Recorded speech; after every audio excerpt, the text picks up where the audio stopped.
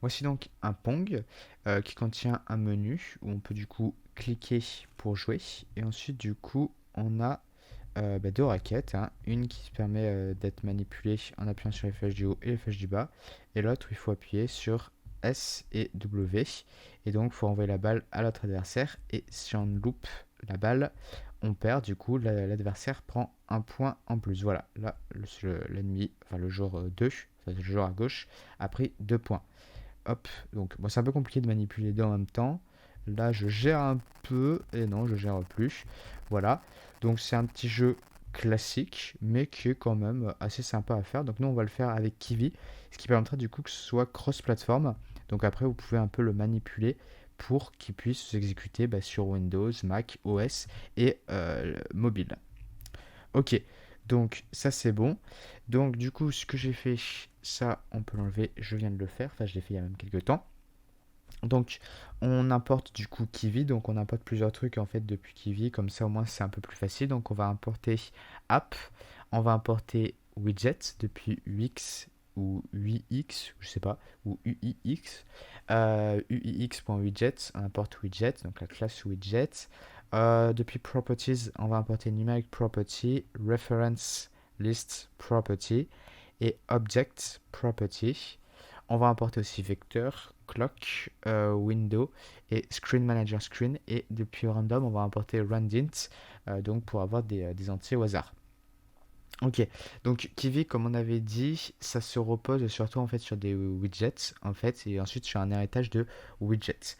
Donc pour cela, on crée deux fichiers, un fichier main.py et un fichier pong.kv qui doit en fait avoir le même nom que le nom de notre app qu'on va définir plus tard.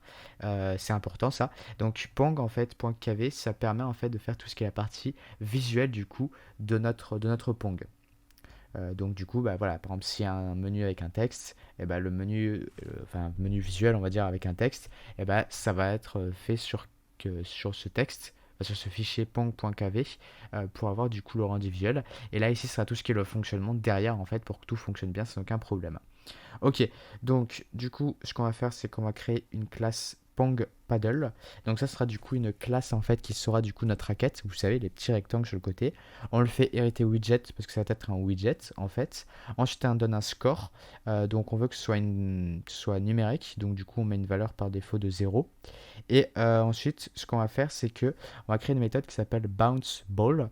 Ce que va faire cette méthode, c'est que dès que la balle et la raquette va rentrer en collision, donc elles vont se toucher, on va renvoyer la balle.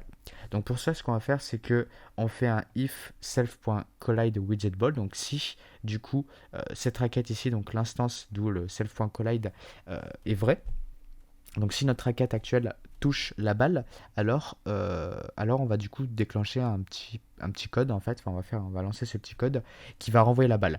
Donc ce qu'on va faire, c'est qu'on va récupérer la vélocité en x et en y de la balle. Donc pour ça, on fait ball.velocity. Ball sera une balle qui sera déclarée un peu plus tard. Ensuite, du coup, on fait un petit calcul en fait pour l'offset, donc pour renvoyer ensuite. Et bounced, pareil, où en fait, ce qu'on va faire, c'est qu'on va créer un vecteur où on va en fait renvoyer dans la direction opposée la balle. Et ensuite, ce qu'on va faire, c'est que du coup, la vélocité, on va reprendre du coup ce vecteur et on va l'augmenter de 1,1. Et pour la vélocité, du coup, on va lui remettre la vélocité x, de vel en fait, donc du coup qui est la modification de notre vecteur, donc il va renvoyer dans l'autre sens. Et vel.y, on va lui ajouter du coup offset, ce qu'on avait calculé ici, ce qui permet du coup de modifier légèrement la trajectoire en fait de la balle et de ne pas rester sur le même y en fait. Voilà. Donc du coup, ça va faire un peu une modification en fait de la trajectoire dès que ça aura rebondi, enfin dès que ça sera entré en contact en fait du coup avec la raquette. Voilà. Donc ensuite on a ça. Ensuite du coup on a notre pong ball, donc notre balle. Donc du coup elle aura besoin d'une vélocité x et d'une vélocité y. Donc ensuite ce qu'on va faire c'est qu'on va créer une vélocité qui sera du coup référencée par ces deux variables qui sont numériques. Et ce qu'on va faire, c'est qu'on va créer du coup un vecteur en fait, enfin on va faire une méthode move qui va nous permettre en fait de déplacer du coup notre balle en fait à chaque actualisation du jeu. Donc ce qu'on va tout simplement faire, c'est que on va ajouter on va ajouter à self.pose en fait les valeurs de notre vecteur plus self.pose. Donc du coup ça va la déplacer comme ça. Vous voyez, donc si on a par exemple self.pose qui est égal à 5, donc du coup on va avoir donc plus 5, et on va avoir aussi nos vecteurs. Alors oui, du coup ce sera en x et y, donc je vais faire comme ça, donc en x et en y, on va dire que c'est à 5, 5, allez hop. Et donc ce qu'on va faire, c'est qu'on va faire hop, comme ceci. La vélocité, on va dire que c'est 1, 1. Allez, bah du coup, on va ajouter, du coup, euh, on va faire du coup 1, 1 plus 5, 5. Donc du coup, on sera du coup à 6, 6. Du coup, ça va la déplacer. Voilà. Ensuite, du coup, on a le jeu dans notre classe SpawnGame, donc du coup, qui est la classe, on va dire, centrale. Donc pour cela, ce qu'on va faire, c'est qu'on va créer du coup notre balle. On va créer aussi player 1 et player 2, qui sont des objets. Ensuite, ce qu'on va faire, c'est que là, on va réutiliser, on va recréer notre constructeur, parce qu'en fait, on va vouloir changer les clés, enfin les clés du clavier, ouais, le clavier, les touches du clavier, pour les commandes en fait, pour déplacer, pour pouvoir en fait, pour que nos joueurs puissent en fait jouer au clavier. Donc, ce que l'on va faire du coup, c'est que on a notre constructeur. Ensuite, on a du coup une méthode aussi, keyboard closed. Donc, ça, je vous avoue, je sais plus trop exactement comment ça fonctionne en fait, mais ça nous sera utile en tout cas pour pouvoir pour pouvoir en fait du coup utiliser les touches du clavier. Et ensuite du coup on a on keyboard down, donc du coup c'est pour du coup en fait quand on appuie sur certaines touches du clavier du coup modifier en fait un truc. Donc pour notre joueur 1, donc, si on appuie sur W ou S, ce qu'on va faire, c'est que du coup, on va augmenter ou diminuer la valeur en Y. Donc, du coup, la raquette va pouvoir monter ou descendre. Donc, si on appuie sur W, la raquette descend. Si on appuie sur S, la raquette monte. Si on appuie sur la touche Up, donc du coup, là, ça va monter la raquette du joueur qui est à droite, donc joueur 2. Si on appuie sur Down, ça va du coup diminuer. Du coup, ça va faire descendre la raquette. Attendez. Ouais, non, c'est ça. J'ai un doute d'un seul coup. Mais au pire, bon, c'est la merde, donc c'est pas non plus super grave. Mais ouais, si je fais up, oui, si je fais up, ça monte. Non, non, ça devrait descendre du coup. Attendez, je vais relancer le truc parce que là, d'un seul coup, j'ai un doute. Hop, click to play. Ok, donc si on appuie sur up, ça monte bien. Si on appuie sur down, ça descend bien. Ok, donc c'est ça. Mais c'est bizarre parce que attendez. Alors du coup, j'ai dû inverser du coup avec W et S. Donc attendez, on va réessayer. Si on appuie sur W, donc du coup ça monte. Si on appuie sur S, ça diminue. Ok. Si on appuie sur S, du coup ça diminue. Donc oui, donc du coup... Ouais, non, ok, c'est bien ça. Donc si on appuie sur W, du coup on monte. Si on appuie sur S, donc du coup on descend pour la raquette à gauche. Et pour la raquette à droite, bah, du coup c'est pareil, mais avec flèche du haut et flèche du bas. Ok, donc ensuite, ce qu'on va faire, c'est qu'on va faire une méthode qui s'appelle serve ball. Donc, ça va être pour au départ. En fait, il va falloir mettre la balle quelque part. Donc, du coup, on va la mettre au centre. Et la vélocité, on va définir une vélocité de 4, 0. Donc, c'est-à-dire qu'en gros, elle va juste se déplacer horizontalement parce qu'en fait, on va juste modifier le x. Vous voyez. On rappelle un vel. Donc, du coup, ce sera ici. Vector. Voilà. Et donc, du coup, bah, là, on aura juste self.pose plus, du coup, 4, 0. Donc, du coup, il y aura juste x qui sera modifié. Ok, donc ensuite on a la méthode update. Donc ça c'est du coup pour en fait mettre à jour du coup notre jeu. Donc toutes les secondes en fait cette méthode va être appelée plusieurs fois et donc du coup elle va mettre à jour notre jeu. Donc là ce qu'on va faire c'est qu'on va faire self.ball.move. Donc du coup on va ajouter du coup à notre position du coup une vélocité donc du coup pour pouvoir déplacer la balle. Ensuite on va vérifier si pour chaque jeu raquette la balle ne touche pas. Et si c'est le cas, bah, du coup, elle renvoie. Ensuite, si la balle, du coup, en Y, touche le 0 ou dépasse la hauteur, bah, du coup, on change sa vélocité pour qu'elle puisse rebondir. Voilà. Ensuite, si la balle, du coup, est en position négative, donc c'est-à-dire qu'elle est tout à gauche et qu'elle a même dépassé l'écran. Donc, ouais, donc là, vous voyez ma main, c'est la balle. Attendez, je vérifie qu'on voit bien ma main. Ouais, là, c'est ma main. Hop, si elle passe ici, ça veut dire que du coup, sur le côté gauche, en fait, le joueur en fait n'a pas pu toucher la balle, n'a pas pu la renvoyer. Donc, du coup, il a perdu. Et du coup, on augmente le score de 1 du player 2. Et ensuite, du coup, ce qu'on fait, c'est qu'on resserre la balle.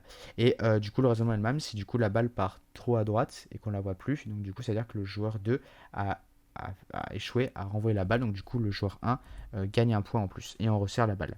Voilà. Du coup, ça c'est bon. Ça c'était une méthode du coup de mémoire qui sert en fait à si vous jouez en fait sur tactile. Donc du coup là, ça vous permet de déplacer votre raquette. Donc du coup, ça va mettre le Y du player 1 ou du player 2 à l'endroit où vous avez touché. Et en même temps, on vérifie en fait que vous ne touchez pas n'importe où. Donc du coup, il faut pour que ce soit le player 1, il faut que ce soit à un endroit en fait qui est inférieur à un tiers de la largeur. Donc du coup, c'est juste sur une partie en fait gauche. Et là, c'est sur un tiers de la partie droite. Voilà. Ensuite, du coup, j'ai un menu screen, donc ça c'est pas important. Ensuite, j'ai un game screen, donc du coup c'est pour ma gestion de screen en fait, tout simplement. Et encore, je crois que ce sera, ouais, si c'est lié quand même avec la gestion de screen. Donc du coup, on instancie notre Pong game, on lui ajoute un widget du coup à notre game screen. Donc on lui ajoute le jeu et ensuite du coup on lance la clock qui permet de faire du coup une fois tous les donc 60 fois par seconde ici si je ne me trompe pas l'update en fait du coup du jeu avec self.game.update. Ok, donc ensuite du coup on a notre app directement, donc vous voyez donc Pong app, donc du coup ça doit porter le même nom ici .kv Pong. Donc ce qui est avant app du coup ça doit avoir le même nom ici. Majuscule et minuscule ça n'a pas l'air d'être important, mais du coup il faut avoir le même nom ici dans le nom du fichier, donc moi c'est Pong, donc ici ce sera bien Pong, pour avoir du coup bien la correspondance entre notre application, vous voyez, parce que là on hérite de la classe app, et du coup le fichier ici qui sera pour le rendu graphique. Et là, bah, tout simplement ce qu'on va faire c'est qu'en build, donc du coup on crée un screen manager qui va être du coup pour la gestion des screens. Donc du coup on ajoute le widget menu screen et game screen, donc avec des noms menu et Pong, et donc du coup ensuite on le renvoie, et du coup quand on lance le jeu ça nous renvoie le screen manager, donc un screen, enfin un écran, et donc du coup on a du coup nos deux écrans, donc le menu et le jeu. Donc on va y passer, du coup donc voilà du coup toute la partie on va dire graphique. Donc du coup là on a le menu screen, donc qui est notre menu en fait, qui a ce nom ici, vous voyez, qui est en lien en fait. C'est pour ça que c'est les deux ont le même nom, c'est parce ils sont liés en fait. Donc du coup c'est pour ça qu'il faut respecter les noms de la classe. Donc du coup là on a le canvas.before. Ça c'est en gros avant que on fasse une interaction avec le canvas. Donc du coup on a une couleur. Donc là j'ai mis du violet. J'ai créé un rectangle en fait qui fera du coup toute la taille du canvas, donc toute la taille en fait de notre fenêtre. Et ensuite j'ai un box layout, donc il y a un bouton en fait. Et juste en fait en click to play, enfin je mets un texte click to play, et quand j'appuie du coup, eh ben, ça me change de screen et je passe en fait à l'écran Pong. Donc comme vous avez pu voir en fait on avait deux écrans ici, menu et Pong, et le premier par défaut en fait quand on lance le jeu bah, c'est le premier qui est ajouté. Donc du coup je suis sur l'écran menu, et pour passer sur l'écran Pong bah, du coup j'appuie sur le bouton, vous voyez, donc texte click to play, et du coup ça me lance le jeu.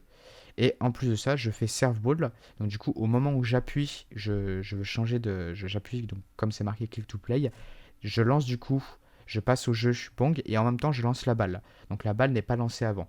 Voilà. Ensuite, du coup, bah, là, j'ai Pong Ball, donc ma balle qui a une taille. Après, un canvas aussi qui a une ellipse. Enfin, du coup, un cercle, du coup, parce que là, ma position et ma size, ma position self.pose et size self.size. Ensuite, on a du coup un Pong Paddle, donc du coup, pareil, hein, lié à ma classe Pong Paddle. Et Pong Game, pareil, hein, j'avais une classe aussi Pong Game, c'est lié. Voilà, donc Pong Paddle, donc du coup, c'est lié avec ça. Qui aura du coup, voilà, une taille. Et voilà, ce sera un rectangle du coup, comme ceci. Ensuite, du coup, j'ai mon Pong Game. Donc, mon Pong Game, du coup, j'ai des ID en fait pour pouvoir me référer du coup à des instances. Et donc, du coup, là, je vais créer un rectangle. Donc, là, le rectangle, du coup, sera un rectangle du milieu. Vous voyez, celui qui est au centre en fait, qui délimite du coup les deux joueurs. Donc, du coup, self.center -5. Donc, en X et en Y 0. Et en size, du coup, bah, 10. Donc, 10 de largeur, et la hauteur, bah, ça va jusqu'en bas du coup. Ensuite, label. Donc le label, c'est en fait le score. Donc le score du joueur 1. Donc là, tout simplement, ce que je fais, c'est que j'utilise roots, qui me permet du coup de repartir en fait comment on pourrait dire, de la racine en fait de mon projet. Et donc à partir de là, je peux accéder du coup à des informations supplémentaires, donc notamment à l'information du player 1 et ensuite du score. Pareil pour le 2, donc sauf que là, je déplace, je mets aux trois quarts de l'écran, donc à droite, et je mets du coup le score du player 2. Ensuite, du coup, j'ai ma balle. Je la réfère du coup avec un ID. Pareil pour Pong Paddle et Pong Paddle right, donc left et right, où je les mets à des endroits. Voilà. Et donc, du coup, bah, mon jeu est créé. Du coup, j'ai un Pong en fait qui me permet de jouer autant que je veux en fait. Et il me suffit juste en fait de jouer en fait du coup avec la raquette.